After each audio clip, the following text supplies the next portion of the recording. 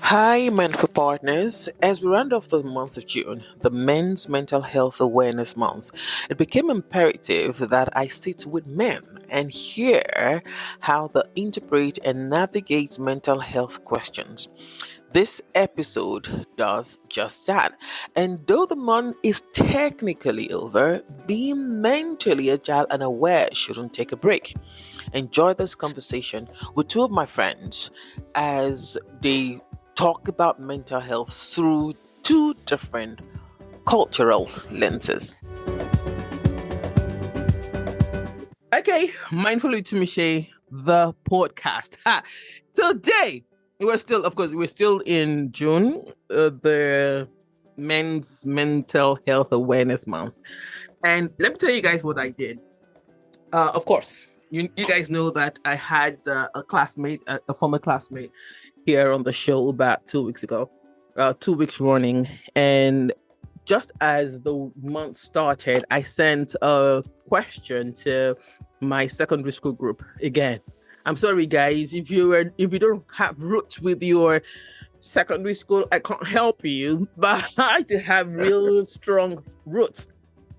And I sent a message to the group. I said, I want to ask the men in the group how you would define and describe mental health or ill health and how the society can help. And that we started this amazing conversation. And I said, you slow down, guys. You're coming on the show. Let's go talk and let's see how we can help people. And I'm so excited today that I have in the group. Oh, did I say in the group on the show today? The president of the Command Secondary School of Abakaliki 95 set, Onyema Njamma. Hello. Hello. And we have Babashege, Senator. How many things do we call him? My humble name, Onyema Olabode. And my name, Michelle. All right, we call him Babashege. He's also served in the ESCO of the Command Secondary School Abakaliki 95 set. So, guys, let's start from how we started today with this conversation. I asked how you will define mental health as against mental ill health. But before we start, first question is, how are you? When I say how are you, you don't say I'm fine. I'm sorry, you can't say I'm fine on the show. Yeah?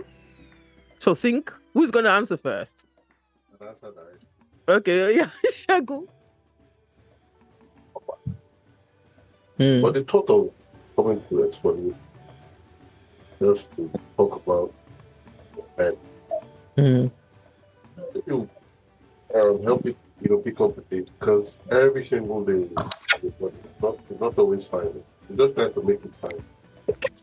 That's just the truth. Because Michelle just said, don't say it's fine. You just say it's fine.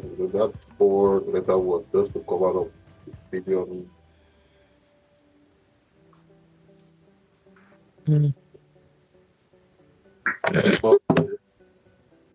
We are pushing. I'm trying not to say fine. Yeah. Okay. All right. Onyema. I think I'll just send a message saying I didn't hear Segun clearly. All right. Okay. But I guess your question was, how am I? And I'm not allowed to say I'm fine. Yes, you're not allowed to say you're fine. Yeah. Surely being fine is a good thing. I mean, it means a certain balance. We're going to talk about mental health. So I would say I'm in a good place today. I'm feeling good today. So hopefully that's enough. Feeling good today. And that's fair. All right, so who's going to go first? Who's going to define, what does it mean to you personally? Mental health is against mental ill health, or do you even know there's a difference? Who's gonna go first? Okay, can you hear me now?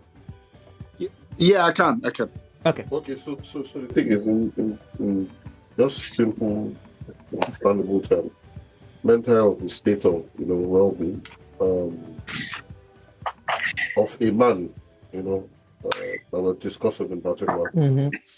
Meanwhile, the illness is the deficiency of it. As we go on now, talk about it. So the stability, mentally, physically, financially, and environmentally. Not environmentally, please. A lot. And environmentally doesn't mean the weather. Yeah. Environmentally, where you grow up, how you grow up, what you grew up understanding. Now, the illness is all those things that I've mentioned. What is the deficiency, in that balance?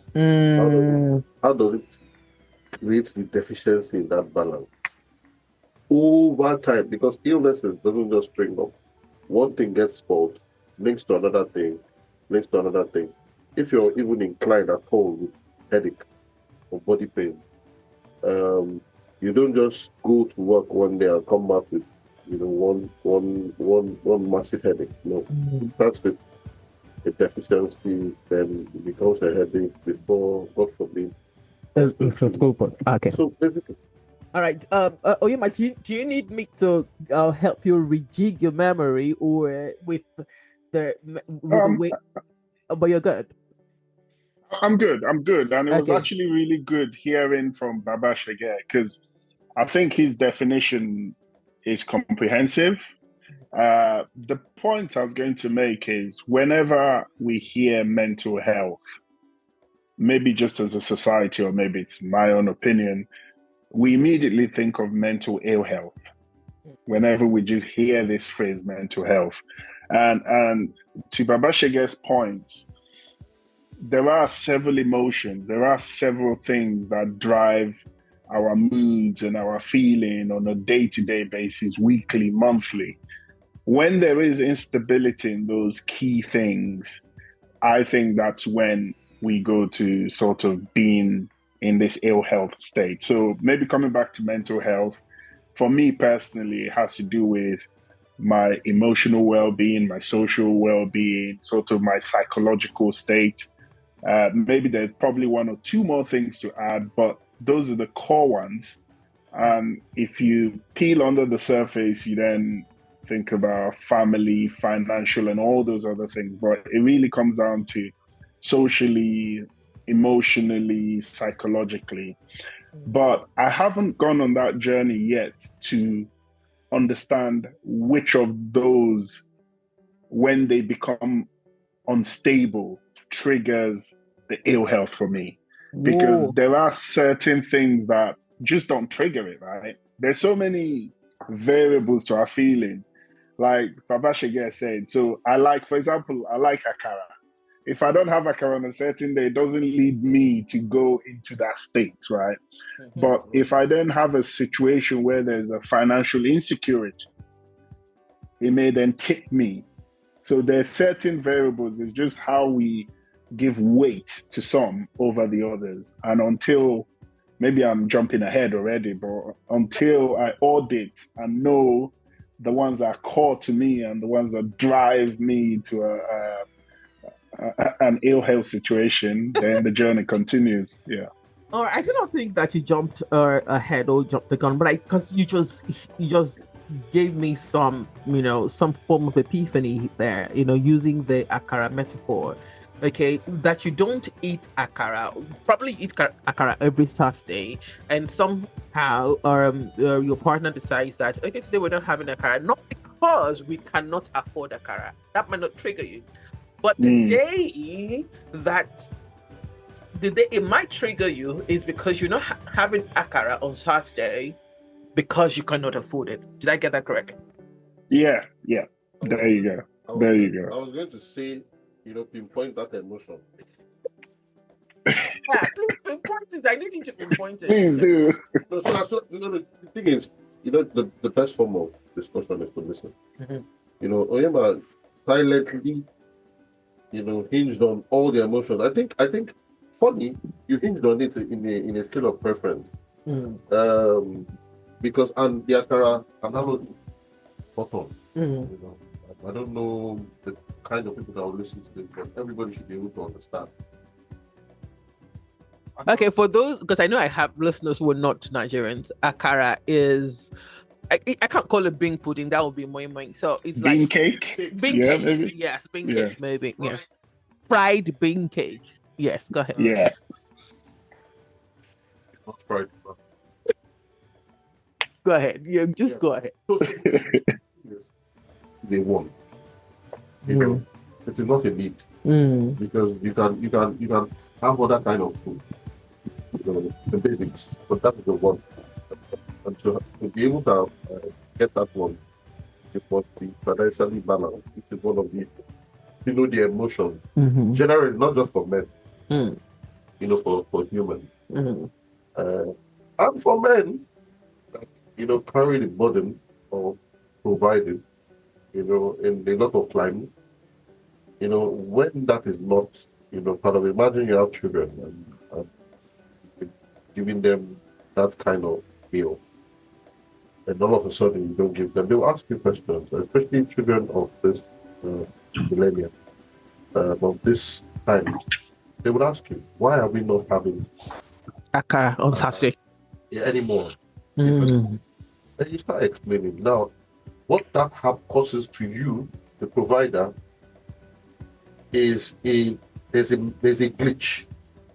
When that glitch happens in your mind, and that glitch, whether you like it or not, reduces your how would I put it? If you have your emotional stability at 20, let me give an example.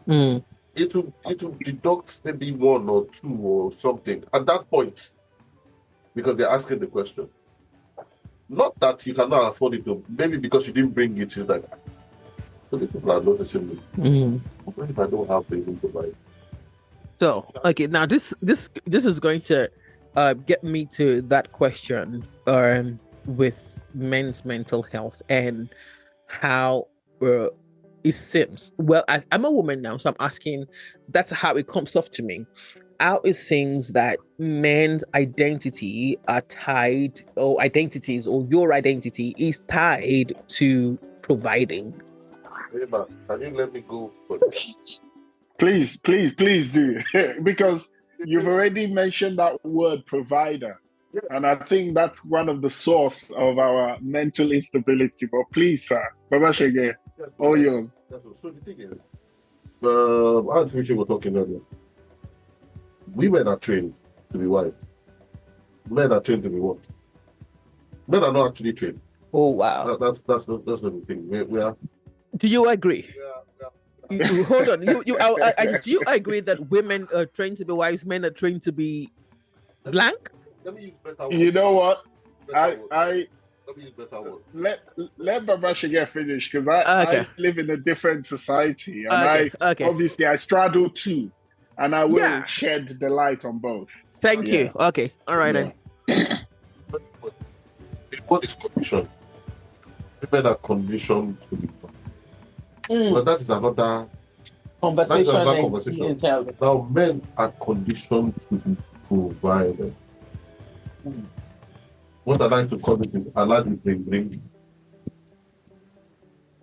So if you are conditioned to be that, and how does it come about? Growing up, you see your father do it. Yeah? They don't teach you to do it. You see that is what you're supposed to do. And when I'm talking about to teach you, I'm talking about Africa, Nigeria. Nobody should go to me and say, things, abroad. There are different things to this. I'm sure men are providers elsewhere, but the wife conditioning in those clients are different. That the wife conditioning the here. wife conditioning here. The wife conditioning here is almost like slavery. But and if you condition a woman, I'm sorry, you'll be a slave. How can she think to support the man? Whoa.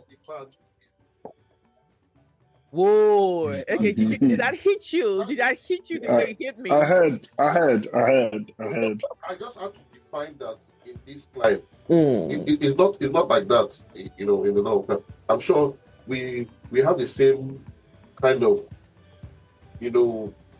process in a couple of countries that we have brown skin. I know in Mexico, almost the same thing.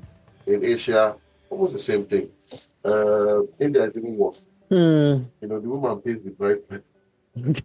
It's some climb, but let's not go to that. So the thing is, when you're conditioned from, you see it, that this is what you're doing and what you're meant to do, it is already a burden. So, and the burden comes from, first off, you're conditioned to provide for your family that you're coming from, which is your brother, your sister, your father, your mother, your sister, your siblings, yeah? And maybe extended family in some cases.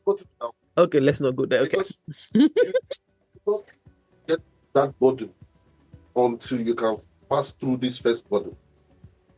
So when you provide for your family, then you now move to your extended family. Now, in all this, you've not taken care of yourself. In all this, you've not taken care of yourself. Because naturally, you should take care of yourself. So you move to extended family. Then you will not have scale of preference of your own family. Maybe you choose to get married or not. Then you now take care, or you choose to, have a child. Then you now take care of your child. Then you now take on the burden of your associated, so your wife's parents, siblings, so that. The same thing that you're taking on this side, you take on the other side. On the other side, is that a conditioning that comes for men? That's the conditioning from this climate. Okay, that comes for men. Okay, so let's hold that. So you have been able to juggle both sides of the maybe not continent, two continents at least. Okay, Europe and Africa, Nigeria. How much Africa are you in Nigeria? So, what is your experience? Are you 90%, 80%, 70% with Shegs? Good question. And I had my formative years in Nigeria.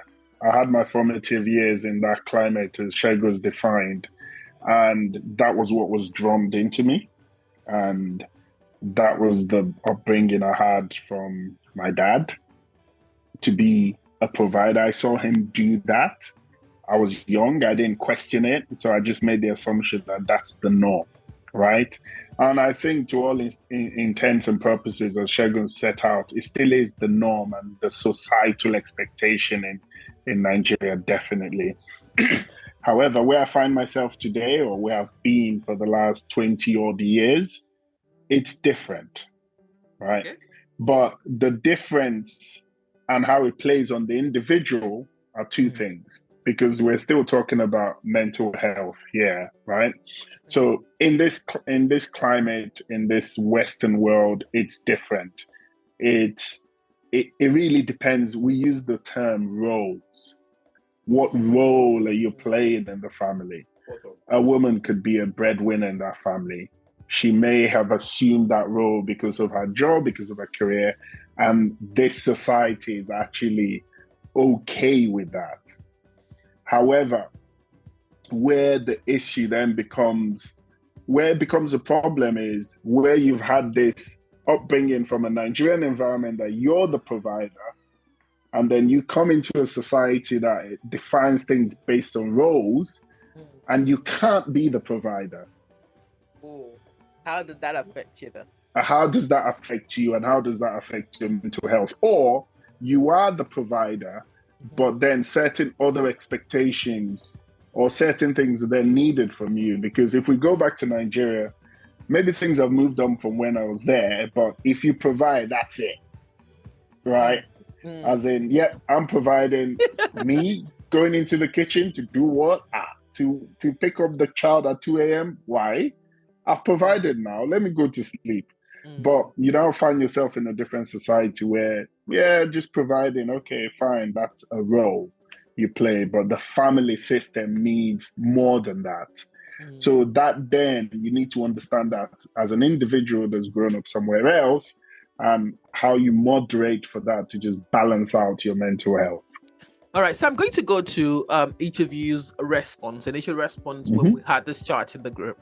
All right, Shek, yours is 10 minutes, so we can play it. It's a 10 minutes. You said first a 4 minutes voice note and then a 5 minutes voice note, and then ends with I'm shy. But I'm still shy. Very funny. And Shek's goes, mental illness is anything that affects the balance of or everything that he said here. But then we go to how to help, and he says, first, understand that it exists for me, and in this climb we're not allowed to go through the emotions, but just do. So in the doing, support us, care for us, not sex, food, because that is default, but know that we're made to do in the doing we carry baggages figuratively. So just help us to make the weight lighter. Segun, that was what you said. Yeah, that's what I said. So it doesn't mean that we'll carry weight. Onyema just said it, and what I'm trying to do is try to balance it. So he made some point. In fact, that's the way it is. We humans, you must carry weight. That's why you're not. That's why we work. Sometimes you just walk to just to live, yeah. But that's not how it's supposed to be. That also affects the mental, and that's not just for men. Of the divide. But you see what you just mentioned, rules. Rules. When you carry weight, but if you have somebody to help you lighten that role, it makes it better. It helps with your mental health. It's the role. If they've conditioned you,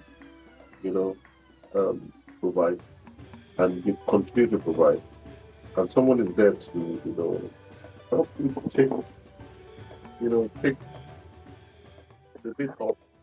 It's a reunion of commandos here, and we have Coco here. Say hi to Onyema. Hello, you okay? In case you don't know Coco is my brother.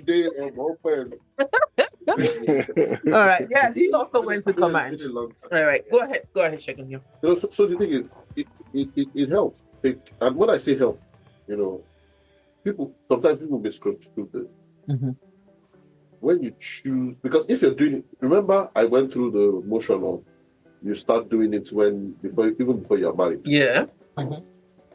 When you are doing it even before you're married, you need people to help you offload that burden too. In the climb where we are here in Africa, in Nigeria, yes. Say, this is your responsibility. No, you have to pay this.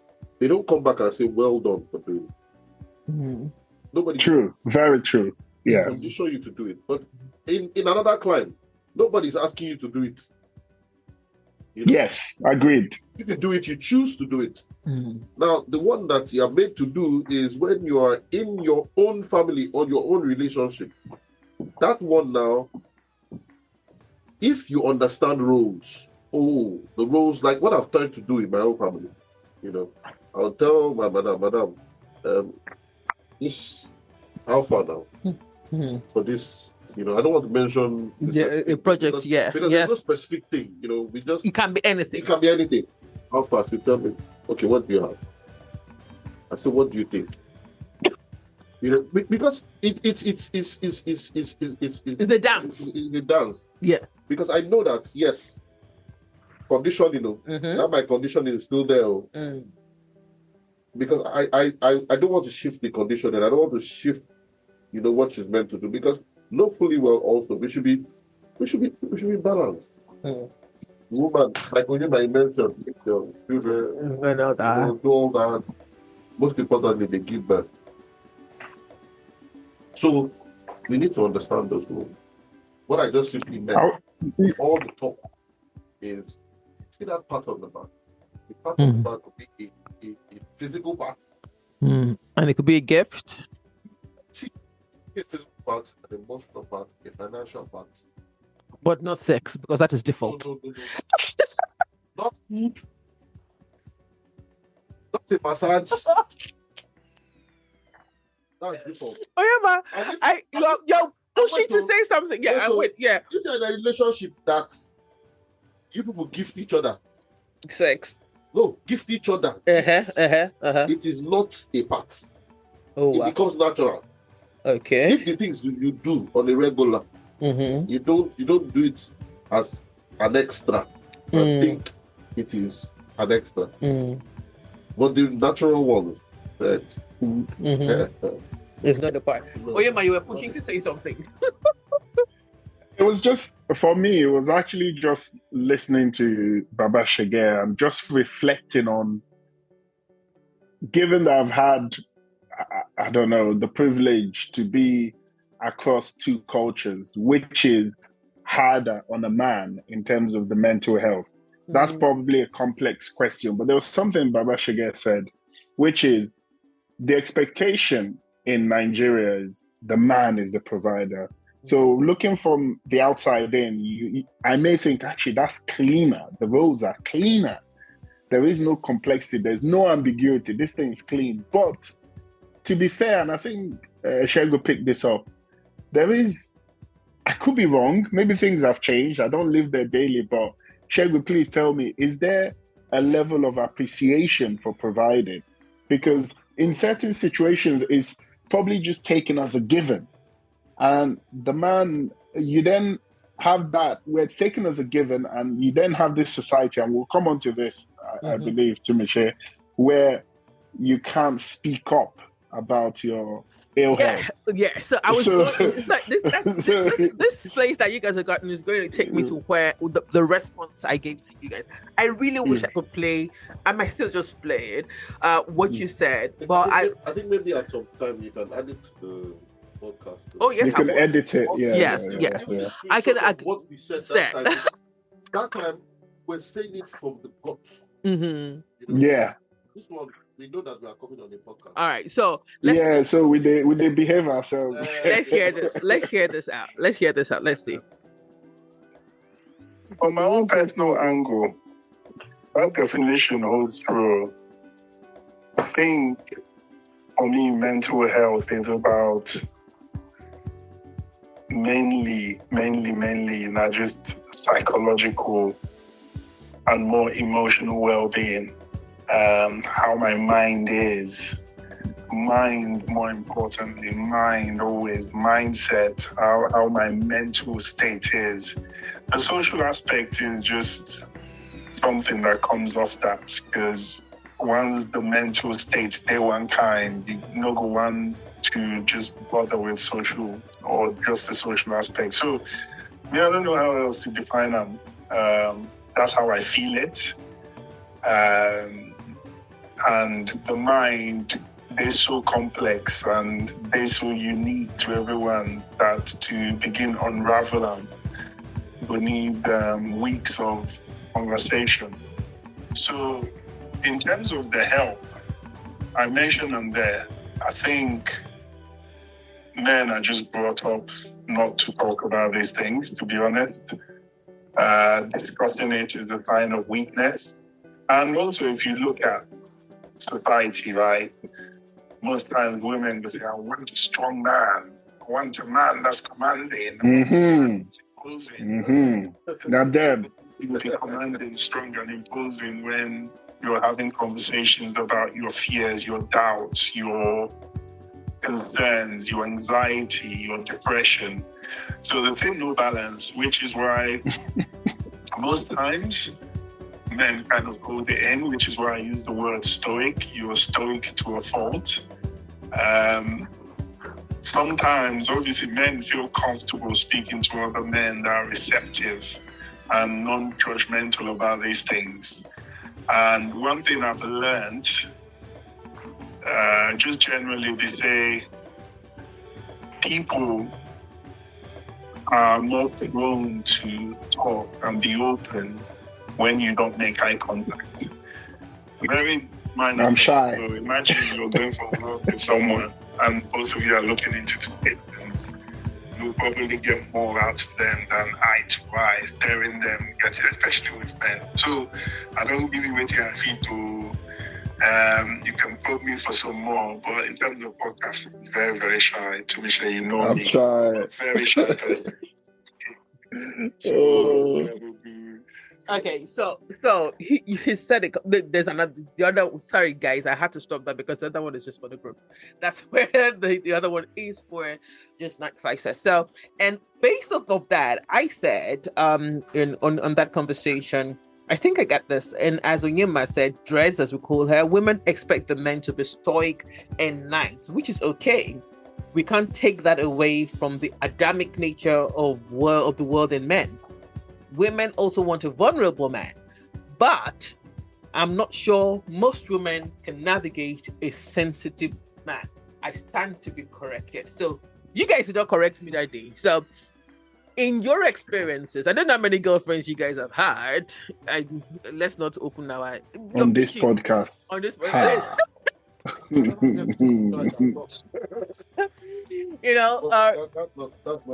Let's just take a break and say that Onyema's PG is gone. You not get PG again. You get to. What? You get PG now. But Babashege, no mind that. See my pigeon enter. Environmental factor. If you want to affect the mental speaking health. No. Well, See, there is trauma there. There's trauma. I don't mind them. Because even if your pitching go up, we understand. He still enter because you heard that saying, too foreign for here, too foreign for home, never enough for both. So you're not telling me that the home where I don't feel foreign, my pigeon don't land. I apologize. You kill chicken for me. I will kill. So you guys didn't answer that. Do you think women can truly embrace sensitive men? Do you think in your experiences? Okay, you just entered something that I wanted to even answer from what you said. Okay. Like I said it from the beginning, condition. So women are conditioned in a certain point. Different climate.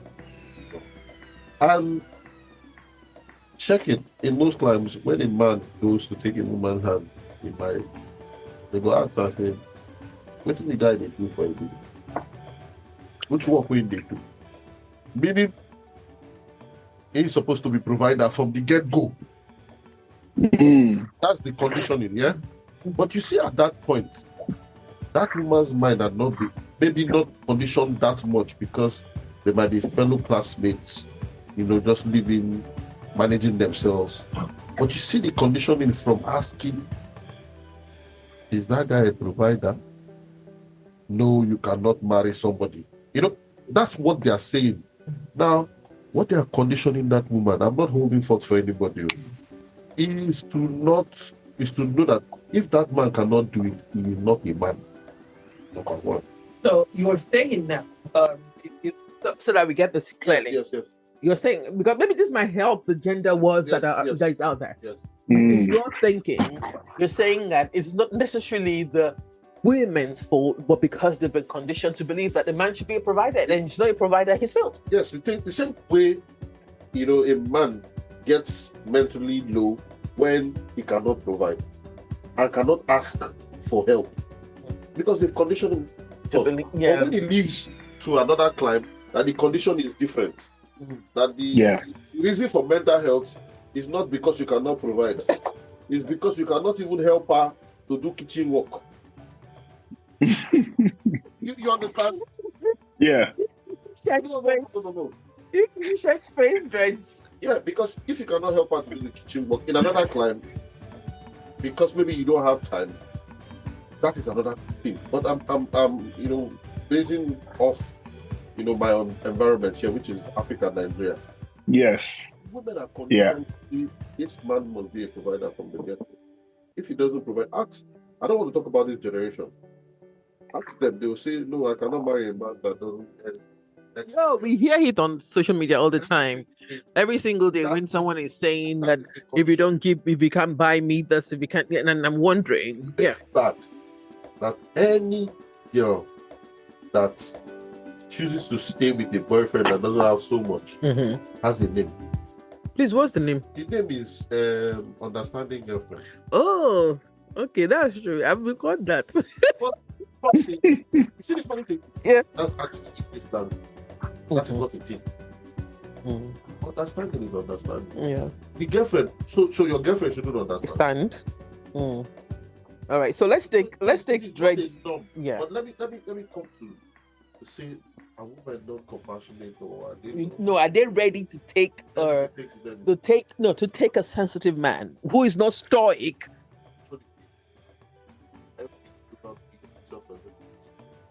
Sensitive, emotional. Nobody is stoic. It's a condition. Do you agree, Dredz? Well, stoicism is a word, right? Yeah. So, all right, stoicism is a word. Yeah. Stoicism is a word. So maybe someone could be stoic, but if you go on the surface, they're not so stoic. But it's the front, right? Is what they give out. But just listening to all of this, I know your question was about sensitivity, but I'm thinking back to Segun's comment around the provider. And interestingly, as men on your podcast, we've gone back to that word because that is the core for us. That is the main thing that if that thing rocks, it affects our mental health, given the environment both Segun and I have been brought up in. Yes, I'm in a different place, but I still am anchoring to my upbringing, right? And if you take it back 100 years ago, right? Yeah. Even especially for an Igbo man, the man has to be a provider. Like you're not taking my daughter home if you don't have a yam in your bag, right? You're not taking my daughter home if you don't have an OB, you don't have a hut, you don't have a house, you don't have a farm. So this thing runs deep. Okay. And this is how we've been programmed. So I think in terms of, I'll come on to sensitivity, but in terms of mental health and imbalance, not being a provider is a chronic one, especially in the economic condition Nigeria finds itself. Like I said, in my country here, different. But if you come to sensitivity, I think if I'm trying to be fair, and maybe I'm dancing around the subject, but if I'm trying to be fair, I think a woman can deal with a sensitive guy, but sensitivity at the right time. What is the right time? Yeah, so before we started recording, Sheka said something about the right time. That there's nothing like the right time. Yeah, okay. Let me I guess elaborate on that. We're human beings. We have weak moments. And I'd like to think my partner is understanding of me, and in certain weaknesses, I can have a conversation and I can be sensitive, but she also needs me. The role I play in my own personal household is also to be a provider, to be a support system for my wife. And there are times when she needs me to be that support system. So I can't be sensitive all the time. Maybe I'm being extreme here. Do you get me? Yeah, you're correct. Yeah, correct. I just can't be sensitive all the time. Yes, I can show weakness. I can talk about my fears, my doubts. I need to have a partner that I could do that with. But my dad want me to be strong at certain points, at certain crucial points. Maybe then I would show the sensitivity, because if I keep not turning up at those times that matter for her, and this will be homework for you ladies to go and define those times that matter for you. If I keep being sensitive at those times and not being that shoulder to cry on, then there's a problem. Segun, you wanted to say something? No. See, what you just said is, so the first thing first is general sensitivity. You know, being strong and being weak is sensitivity. You understand? But in the sense of this discussion, so you want to define, am I sensitive to the feelings of my wife? My wife wants to be a support system, to be a man, so to speak. I don't go negative sensitivity, man. I go just man up, chin up, for her. But you see the thing, why I said maybe there's no timing, you understand? Because why I said that was they want to define the time. Onyema just helped with explaining and defining that time. Okay. Because she must know the person that you're dealing with. So if, for example, maybe I'll give you a clear scenario. Mhm. You are not in the house, and there's a fire incident. They call you and say there's fire. You don't start shouting at them. Madam. You say, so what did you do that caused the fire? That's very, very sensitive. Some men will do it though. Not putting fault for anybody. But at that point in time, is for me, my default action is I'm on the way. You call someone, or as if they put out. Is everybody safe? Move everybody out of that. I am moving to the supportive part, the sensitive in quote. Being there, protective. Do you understand? Now, you see that thing about timing. Some people will now say, maybe you should have just said, I'm on my way. No action. That's why That kind of. So I have a question. We need to be sensitive and be aware and be present in every relationship, and not base our relationship by what the society has says. The person might not be hands-on, so you need to find a solution to that. All right, so I'm going to ask both of you a question, and Dredz, because you've experienced both sides, I want you to answer first, and then Shegs would give us the Niger or Ondo Port Harcourt thing. Okay, so let's talk about modeling and mentoring that you started this conversation with in the first place, where you talked about conditioning and all that, because that's basically what modeling and mentorship is. All right, so I have a question about that. Did either of you have such conversations with your fathers or the authority figures? And we'll take just a moment. I don't think we can take a minute, but a moment to pay homage to Dredz dad. All right, he's no longer with us. Oh,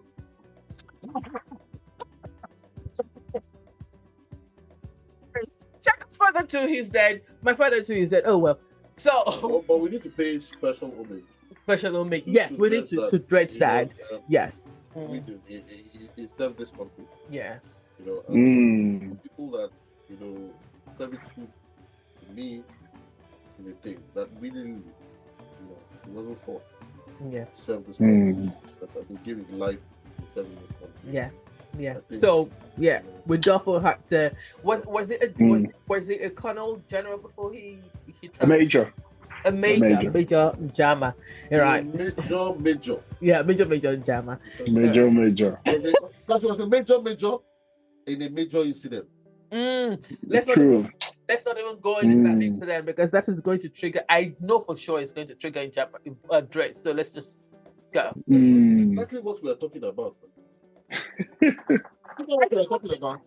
Yeah. No. He won't cry. The reason is, I'm sure nobody has put it the way I put it. And I'm sure he doesn't even know that we know this deep. Yeah. We should just explore it. So the question was going to be... It's for him to talk about. But me, I pay the respect. I acknowledge it and I understand it. All right. Okay, so I know that three of us are speaking over everyone who's listening's head right now. So Major Njamma, Dredz's father, was in that air crash that happened back in 1992. We were in school when we all heard, and we had a couple of, I think the Odaches also lost their parents in that crash in 1992. If you are a Nigerian and you are older than 45, you know about that crash in 1992. And Mr. Njamma wasn't there. Was there? If you're not older than that, you can go on Google. Just Google about the crash. It's in history. It's in history. And we watched. Funny enough, Onyema was in a group of friends of somebody that was close to my boyfriend at the time. There's no need to be even my boyfriend at the time. So they were all close at the time, and I can remember how you actually walk through that time with Adora.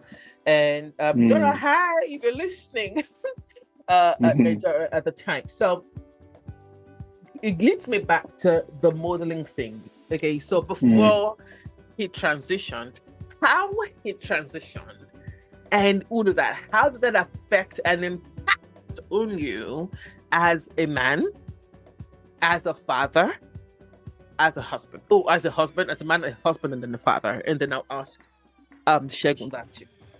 Yeah. No, thank you guys so much for the kind words.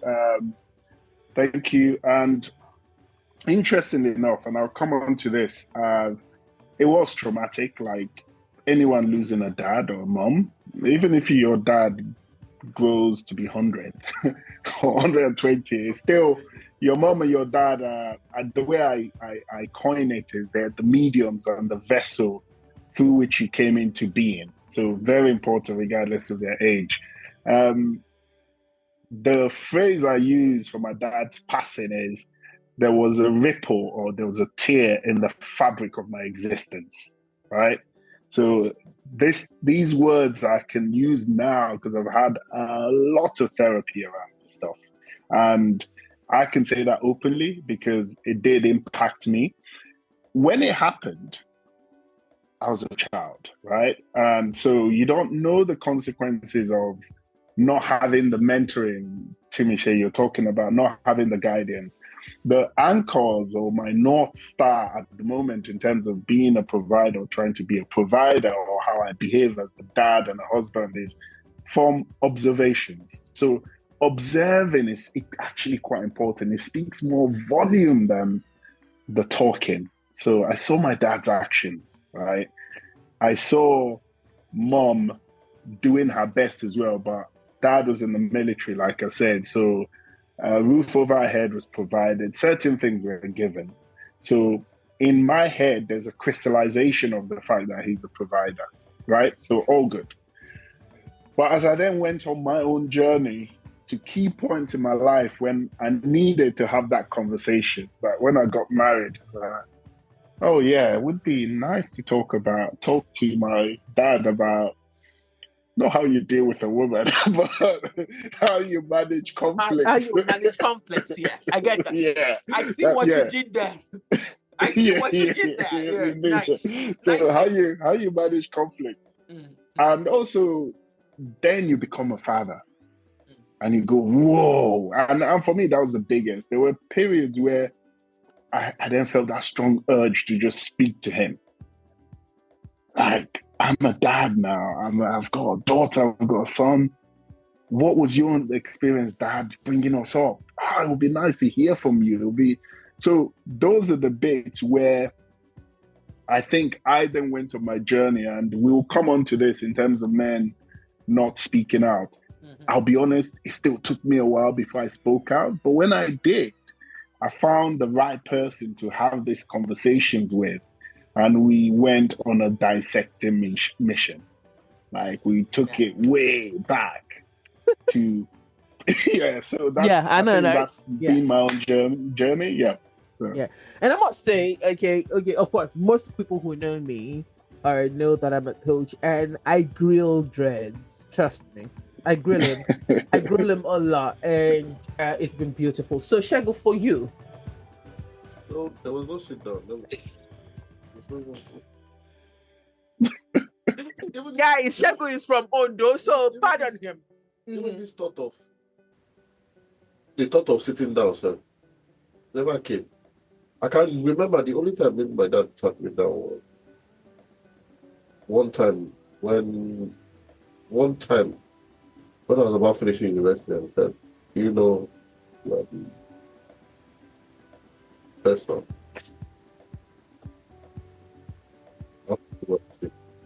Oh wow! Yeah.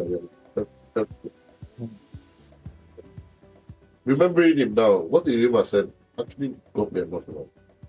I would have loved for him to be here, to talk through this thing now, because I think I understand it now. That they were conditioned. True. And it was worse. The condition was worse in the time. We are now being enlightened. because we choose to. I think we even have we have a little bit of control over our control. So there was never a sit down. The only thing I did, which is what him I said, is I saw him do. All I was my dad, and like I was telling you, my dad was the third of 8. But yet he was there. In fact, he was doing so much for all that. Till today, I'm self-reliant and don't ask anybody. If anything, I do it myself. And the same thing my sibling. That's what we learned. So there was no sit down. Now my mom would call me almost every day. She said, "I'm fine." So what would you guys do differently as fathers? Or what are you doing differently as fathers? Yeah. So let's use this time. In case somebody hears this, in another year, this is 2024. I'm a father of girls. Only girls? Yeah. Ah, long way. God catch you. Segun, God catch you. Go ahead. A soon to be 15-year-old in October. A soon to be 7-year-old on Sunday. Wow. So amazing. And see me that I know deliberately, I know their best colors. I know everything about my children. I know the kind of things that are turning on in my daughter's head. In terms of men, sex, all that. I know. Wow. Because we talk. Nice. That's the movie. When there was this bullying thing, that was, going around. She go back for plan. I sat down. Me and my dad just looked at me and said, "Daddy, don't worry. Can never be me." Okay, good. I said, "How do you know that that's what I wanted to talk about?" He said, "You know? We know now." So the thing is, what I give room for is they know that I'm their father. It's clear. But I'm trying to make them understand what a father is much more than that name. A father, a friend, a confidant, a gist partner, and a play partner. Oh, nice. In fact, my wife says it. Yeah, if you ask, he loves his children more than me. Yeah. Sorry. He says it's on a regular. Yeah. What I always tell her is impossible. Because this we don't grow things. They just grow. Many things I don't feel change for your head. Just advice. It's true. Sheku, you know where? I swear, everywhere. The complete everywhere. Many things you don't feel change for their head because they don't already. At all. You could not manage. That's when the management come in. But you see these children, I could try to change them for their head. How my parents accuse me. My daughter that is always going to the street. She doesn't have a mobile phone. But if it's all the gadgets or the service of this earth she has. But just laptop, not a mobile phone. But a SIM card. You're not getting it. All right. So what are you doing differently, Dredz? Dredz is Onyema, by the way. Yeah. Differently. I think one thing I'll say. So you can't be saying yeah. One thing I'll say I'm doing similarly. And very, very important is I think now that I'm older, and maybe it's a story I've told myself, but I feel it strongly that I was loved. Like my dad loved me, loved Ada, loved Chima, loved us all. I was loved.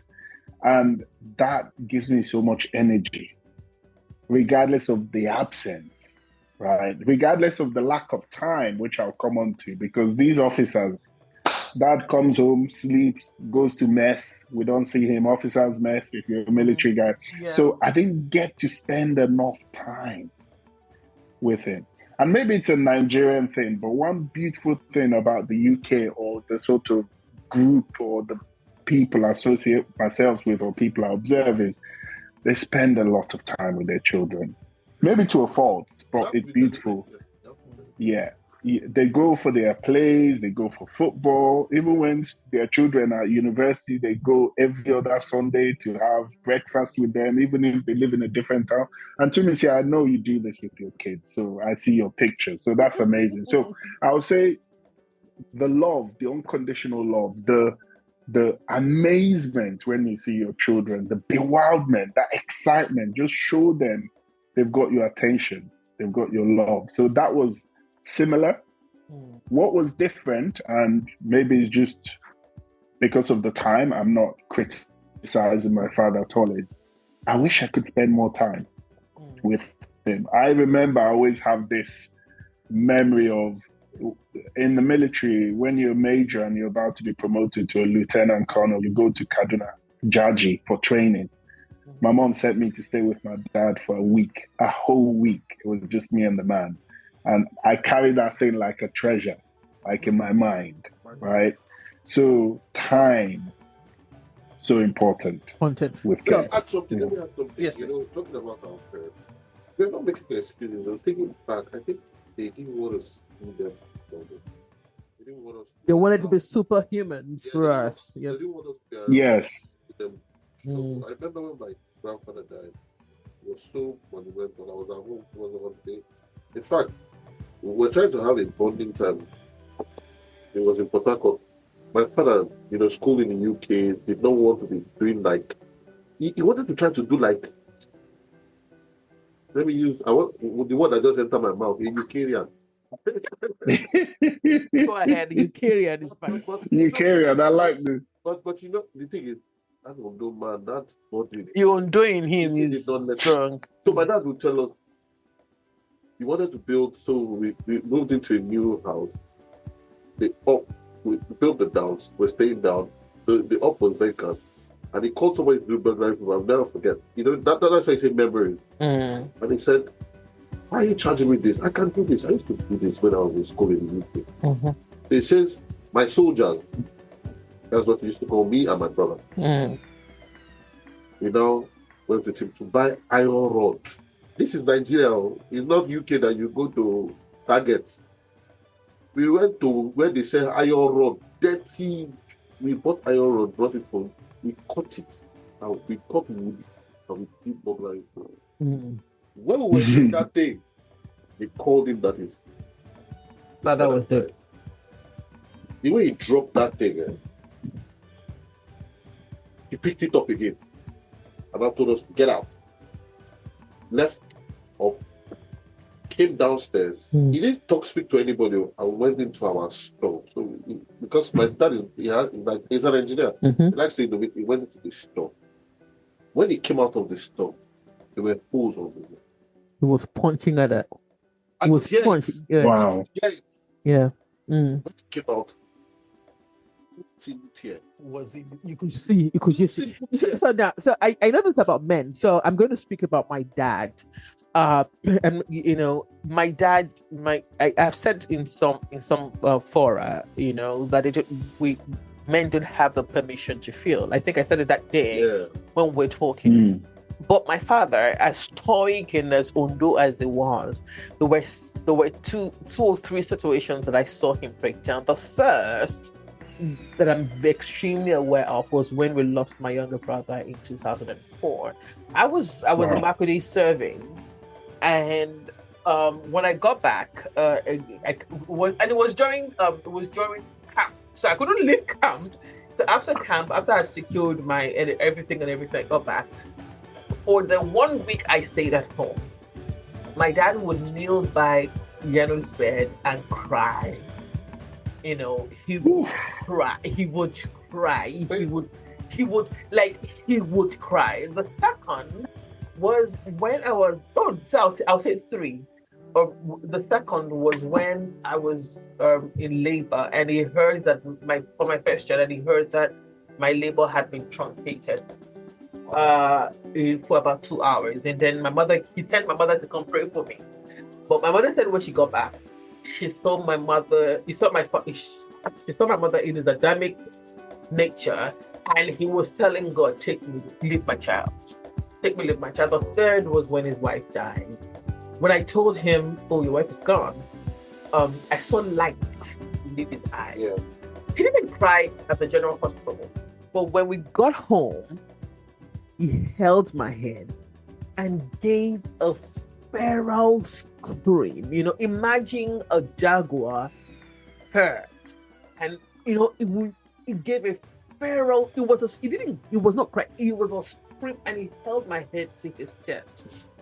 And it has, looking at my father, I have only brothers. I'm an only girl, and I have a son.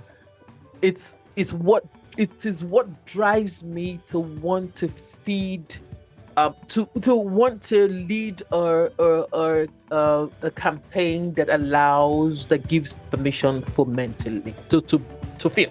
Exfoliate. Exfoliate.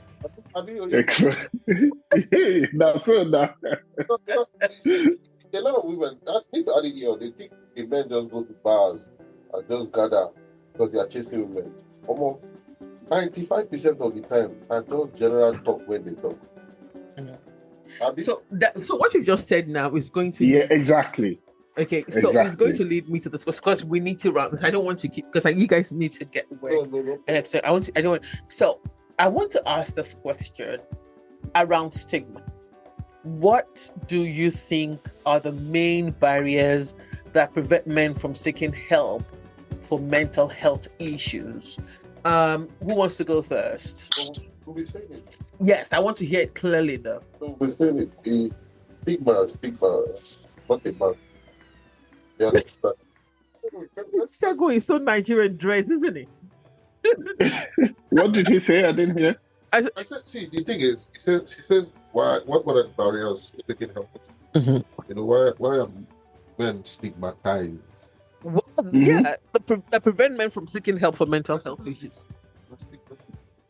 All right. So, what's your answer, Dredz? They will tell you be a man.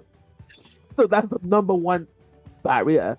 Be a man. Say these days that don't cry. Yeah, man. In fact, the funny thing, they've conditioned men to the point that if water is coming down your eye, you not cry. Is what? It's just water. Sweating. It's not emotion. You understand? Okay. It's not identified. It's not labeled as emotion. You check. You will hear some. Do the survey. You ask some young people that I saw water coming. They will say no. It's not an emotion. So Michelle, I will tell you something. I watched something. A child. It was a podcast. They were asking the father, the son, and they are close. As in everybody knows that they are close. In fact, they're exemplary. Son, what is there something I've done? But maybe you couldn't tell me. I said, maybe we didn't really spend quality time together. When maybe time that I needed to speak with you, you always shut me off. Wow. Do you know the reaction of the father immediately? He cried. He was tearing. This is not scripted or anything. The son was saying, no, that is fine. This is the son that I just finished talking. You see? Are you crying for this morning? But because the man had internalized it to understand that was what truth that he failed that child at that point. Probably because of these same factors that we're talking about. Still. But he teared and you know what he was saying? I think I watched Dolu and his son doing that, and when he said, I saw you and your mom fight, and you guys kept it well, but I saw it, and and the Dolu senior was literally crying. That was another one. My daughter will come.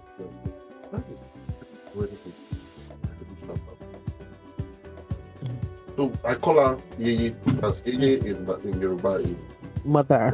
Yeah. I'll say, you can't say anything because truly, she actually didn't do anything to you. She probably just asked you a question that was wrong. And you probably didn't have the answers. Tension. You couldn't calm down to answer. You just say, please, don't stop, don't go away. And you come back and say, what did I do? That you asked me to go away. That you told me to go away and you were shouting. Explain to me so that I don't do it again. Okay, Dredz. So, what will you be your answer to that question? Repeat the question again. Oh, Define it clearly. Is what? So, what do you think does not allow men to talk about mental health issues? You see, I'm asking you to repeat it and define it because I'm stalling. I know. Shabi's you. Yeah. Go ahead. Yeah. Segun said it all really. I think the challenge is getting to the bottom of all of this. But the one thing we always come back to, even here, even in the West here, even in Europe here, there is this statistics about, is it one, I can't remember what it was. I think it was one man takes his life every minute. Yes. 60 every hour, something like that. So mental health, such a big deal. Speaking up is a difficult thing. It's difficult because of the conditioning. The conditioning is if you speak up, you're seen to be weak. And if you then look at the stereotypes or the generalization, if we watch most war movies, be it medieval or be it current wars, when the leader, a man, most times, stands on a podium to speak, to address people, portrays strength, stoicism, no chink, absolutely 100% oozing of strength, and then you get a following. I see men, even those that follow, I see men conditioned in that way, that for you to lead your household, given the culture, for you to lead your household, like, for example, if I'm focusing on Niger, to lead your household, you have to be a symbol of strength. And to be a symbol of strength, there's no weakness. Speak about what? Your emotions? Seriously? No. That almost brings you down a notch, or that's the perception that brings you down a notch from this pedestal. Yeah? So that is the biggest challenge. However, I would counter that and say, okay, yes, speak up, but you choose how you speak and how you heal, because in the healing gives you clarity and direction to actually lead properly. Yeah. Word, as to say. Yeah. We're going to end with how do we. No, there's a question, and I'm going to ask this question. One, so I would ask the questions, and I would leave it for you to either of you to pick the ones you want to answer. So here's the question: personal reflections. One, how was your understanding of mental health evolved over the years? The second question is, what advice would you give to someone who is struggling with their mental health? So who's going to answer what? I can take anyone, but I've always answered first, but I'll do anyone. Oh yeah, go ahead. Which one are you going to answer? Do you want me to ask? Do you want me to ask the question again? No. The first one is how has the sort of understanding of mental health evolved over the years? Your own understanding of mental health. I think my understanding has taken leaps and bounds, I'll be honest. And I go back and I tell it like a story in terms of my journey, and people that have changed their place of abode will know this. I mentioned it in the recording. There was trauma leaving Nigeria to move to a different country. Even if I'm being chased or even if I'm looking for greener pastures, there's always trauma in that. There's trauma losing a dad, there's trauma losing a brother. And most of these things we don't talk about, right? You carry all of these things on your journey until the body actually says, I can't do it anymore. And the mind says, I can't do it anymore. And you get these warning signs. And for me, I did get those signs. And in that, getting the signs and the signals, there was then a reluctance to go speak to someone because of my conditioning. But in having those conversations, in exploring those conversations to gain a better understanding of why these things are happening to me, why I'm feeling a certain way, has taken me on a crazy journey of understanding. And I'm still on that journey.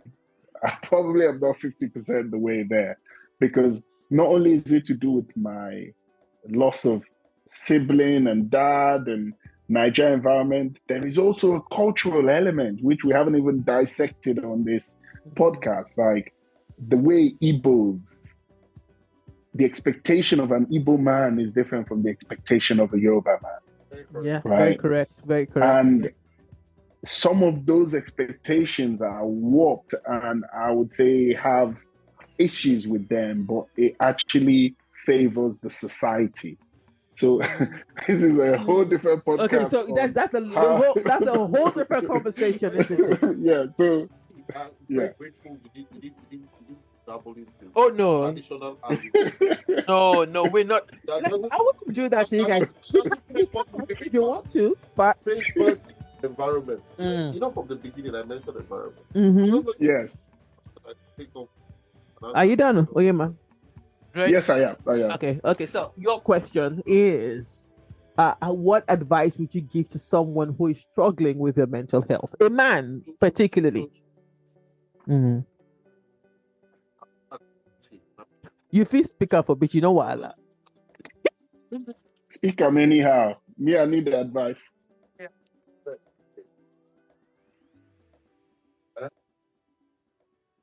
Hello? It exists. Number one, mm-hmm. It exists. Can you hear me? Dredz. Yep. Okay. Number one, it exists. Number two, no be cause. Number three, no blame yourself say you get up. Number four, don't say you must get up. Do you understand? Yeah. Because the thing, see, let's be human. Mm-hmm. Remove the fact that you are providing. Just put the fact that you are existing. In any climate, there are things that will bring you down. And when those things happen, if you don't want to accept that it will happen to you, or it exists, you don't start ascribing it to another thing. Spiritual. Traditional. Village people. No. Now, most times, the only person that can bring you out from any mental illness, any, is yourself. Wow. Because this is the wonderful thing, about the universe. I don't want to mention anything. Go ahead. It's a being. Once you look at it, you get head, you get heart, you get everything. Once you know and you agree, anything, once you know that this is the problem, you start shifting towards solution. And how can you do that as a man? Identify the things that are important to you. Starting not from the outsides, starts from the inside. Remember from the beginning I said, when you grow, the condition to take care of your immediate family, which is your siblings and all that, and all. Then you now move, you now take care of the immediate family that you are. After your immediate family, you're conditioned. There's no point that you were conditioned to take care of yourself. No point. True. That's why the woman is the one that will come and take care of you. Yeah. There's no point. Wahala. Did you hear that, Dredz? Take care of yourself. Mm-hmm. You find out that you are taking care of the woman more. It is clear. That's why in the climb that Onyema is talking about, the condition is different. The condition is saying take a break, go for a vacation. When you are going to take those drinks, let your wife sit down with you sometimes and take the break. When you're emotional, at those times that Onyema mentioned, you can be, but nobody in all the conditioning that they give in Africa, the only thing you do is you just keep on duplicating. When you get married, you're still not taking care of yourself. So you take care of other people, but to yourself. Take care of your wife's family. When do you want to take care of yourself? When you die? We're called to service. Dredz, he's shaking tables again, isn't it? Isn't he? He's scattering table. But he's speaking about the culture there, which we didn't mention. Exactly. But there is that culture of convenience that ingrains in you. So that makes you don't think about yourself. It gives you a facade as if you're thinking about yourself. So when you have to get married, they tell you see, this is the facade. But programming. Yeah, Again, you are the they man. programmed us. Yeah, you are the man. So they'll be telling you that Yeah. you control the family. You say, don't do that. You do not control the family. You man control the family. If that woman will off you, that one I said what that your offing mechanism. You don't go. 1 second, and nobody go trace up. Nobody go. 1 I second. didn't like remember for this table. Oh, legs still there. I will tell you this one, which is funny. You think you are not vulnerable. Mm-hmm. The woman that sees you naked, which vulnerability? They go tell you you don't contain vulnerable. As you not great speak English again like this, it don't vex. It don't break up now. Oh my God. Yep. Because the thing is, they happen to all of us. Yeah. Now make we just don't say he exists. He did. Then that make we can't think. I use that word when we chat for this thing. Third party. Yes. About yourself from the problem. That see. Maybe I need talk like this now because now which I need to do for work. You know, part of my work you need to be psychological, mental, and whatever. Yeah. I always tell people, maybe people that not read about it, neuro-linguistics programming. NLP. NLP. The method, everybody just needs to understand that it's a method for you to dialogue with somebody. Don't see somebody from front say, I don't like this person. Now that mental problem be that. We don't know. Because people never do anything. You just decide. So you not like him again. You don't start from mental problem. Then maybe when you guys go talk, you don't really badmouth the person. Because that is certain way they don't give it on the change. So for men, be deliberate. That is it be carried. But no.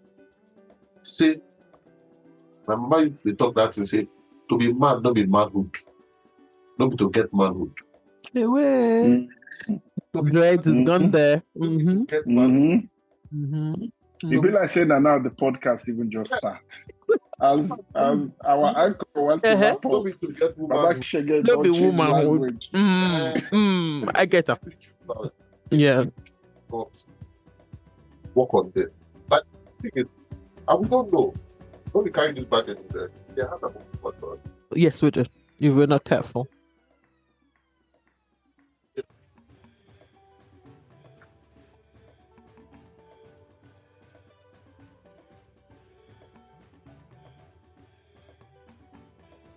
You know, but there's one great thing that nobody ever talking about in mind. Nobody know where it is. But it's different from mine. That's why they say the sixth sense, which is all level back. Let us know it exists. I'll state it and I'll end. Can and will have it. It is not. If somebody says you are not mentally stable, go check. Don't be insult. Don't be stupid. But if the text says you're stupid, don't be insult. Don't be insult. Oh my God. But who give you the diagnosis? You need to check the person who give you the diagnosis. Who give that? That person will give you the diagnosis. Maybe when you go check, you go find and say you're supposed to be pity. You understand? Okay. What happens is just slip into Anger. Yeah. And the emotion way supposed to slip into say, yeah. And another whole conversation is how we label what we feel and what emotion is. That's another whole conversation. I'm going to get somebody else to talk about that. Yeah. Yes. But say something. Our biggest problem is when they mention illness. It's an abomination. Especially when it's mental. They say mental.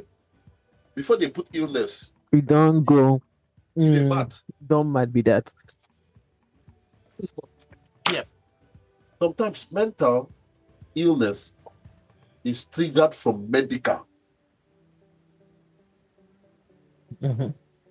Person don't go through miscarriage how many times? Yeah. What do you want me to There's no how it not be mental now. He will be mental. Mhm.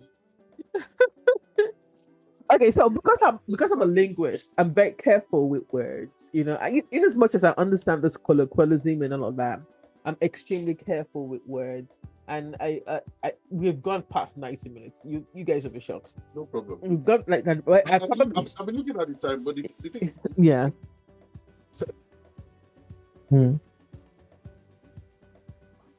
anything shifted better, but it's way. Yes, you said so. You. Mm-hmm. Okay. Mm-hmm. Yeah, no. So, Dredz, I'm gonna put you on the spot for a moment. Do you mind? Dear. Do you Go mind? Don't worry. It's not something that is going. Okay, because of course, mental health care. No, don't worry. Mental health care in Nigeria is developing, and because I'm also very active in that space, I know how much developing it is doing, and so I want you to do the call to action for this particular episode. It's two men. How can men take action to support their own mental health or mental ill health and the people around them? And I ask you because I know you, and this is, I'm not trying to break confidence, but I know that you are actively working to evolve mentally. So, what pointers are you going to give to the listeners on how to support their own mental health and the people around them? Men. And the women will love them. And men so, given that this is a call to action, I guess I'll speak to men directly and say, extremely important to have self-love. Babashege has talked about it. Number one thing, take care, take time out. And I do this. I try to do this once a week. Tumisha, you know me, I'm always in the woods. I'm walking. I've got my cup of coffee. Take time out and check in on yourself. Very important. Secondly, speak to a professional. Yes, there may still be stigma that exists, but honestly, the outcome of having this conversation, the outcome of really understanding yourself and making yourself stronger for you and your family outweighs any ridicule, in quotes, you might receive for speaking out. And I can testify to that. So speak up, find a professional, get the help, start the conversations, and then you will see that it would help you to go on a fantastic healing journey and actually help you become the person you're meant to be. Because we as men, I know we've talked about providing, maybe in that Nigeria setting, it's actually not a burden most times. It's a privilege. We enjoy it. It's part of our programming. We enjoy it.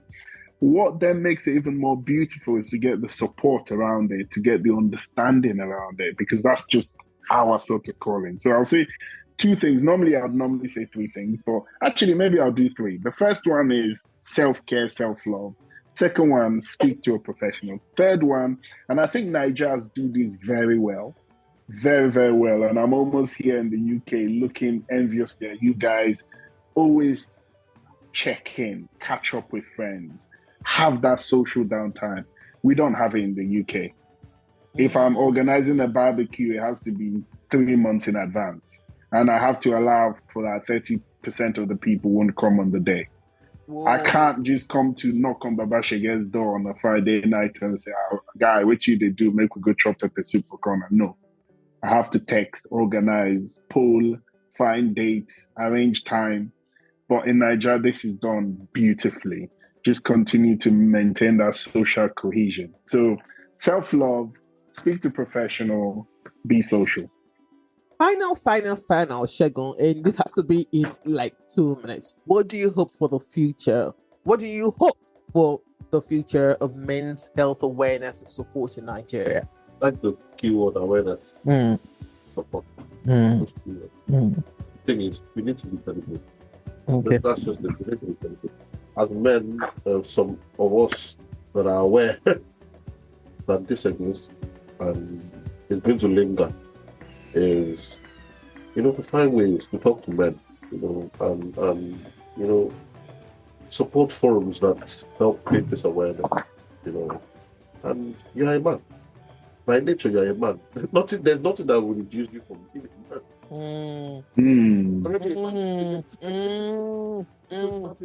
Nothing's gonna change that. What a way to round that up. You are a man. Nothing is going to change that. Not your mental health status or ill health status, not your pocket, not your ability to win women or not. You are a man, and that is final. Nothing is going to change that. I wish everyone could embrace that. Thank you guys, appreciate it. I was looking through. I wrote some or appreciate some posts last year, and it just occurred to me that both of you were the people that I mentioned in the post. You read the book and you said that you said the book was supposed to be a living book, and this guy has been hounding me for a second book. Don't worry, you get a second book. And of course, Dredz has been such an amazing friend, and all of us have been together since we were 11. Since we were 11. Yes, sir. Yeah. So good, so good. Thank you guys. Love yourself, love your neighbor, love your country. Above all of this, love God is the essence of your being. Share this podcast with someone that you believe needs it, and let's love our men. All right, love your boys too. Love your boys, love your men. Help them understand. Care for them. Shako is in his element. Don't mind him. Ask them what love means to them. Okay, do not love them the way you think they want to be loved. Ask them what love means to them, how they want to be loved, and it will be smoother, I believe. Right? Okay, so don't think that all men want this. Not all men want hugs and the default, as Segun said. Small, my wife just asked me, which food do you want me to buy for you? That's small. And I know you like this one, but it's becoming too much. Too much. What do you think? Something else? Just as we are talking like this. Oh, so can you see how only that one said don't do and they go out? See, you need to see how his face lighted. Oh my! All right, thank you guys, appreciate it. We'll do this again in New Year. I told you that. Of course. We'll do this again in New Year with suya and beer. By the grace of God, but this time, what I would like to happen, we have session with women. Yeah. Because especially in relationships, not even in relationships, not every single thing. Every relationship is a relationship. Every single thing is a relationship. You're either a son, a child, a son, a brother, a father.